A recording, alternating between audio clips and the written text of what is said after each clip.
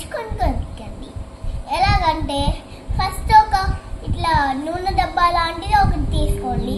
ఇలాగా మనం కాల్చుకుంటాం కదా, దాన్ని స్టవ్ మీద పెట్టుకోవాలి. స్టవ్ మీద పెట్టుకున్న తర్వాత ఆయిల్ దాంట్లో అప్లై చేసుకోవాలి.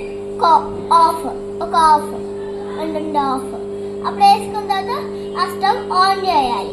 ఆన్ చేసిన తర్వాత మళ్ళీ వేడిగైందో లేదో చూసుకోవాలి. దాని తర్వాత దాన్ని పక్కన మళ్ళీ దాన్ని పక్కన పెట్టకుండా దాన్ని స్టవ్ ఆఫ్ చేయాలి.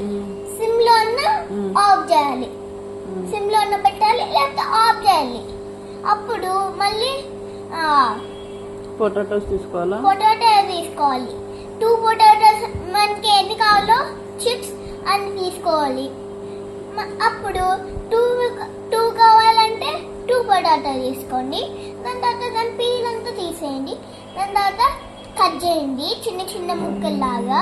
కట్ చేసిన తర్వాత ఆ నూనెలో వేసేసుకోండి. వేసేసుకున్న తర్వాత ఒకటి వేసుకుంటూ వెళ్ళండి. అన్నీ అయిపోయిన తర్వాత స్టవ్ ఆన్ చేయండి.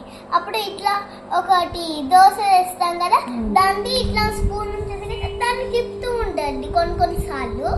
అప్పుడు పొటాటో చిప్స్ లాగా అయిపోతుంది. ఈ కామెంట్ బాగుంటే మీరు కూడా సబ్స్క్రైబ్ చేసుకోండి.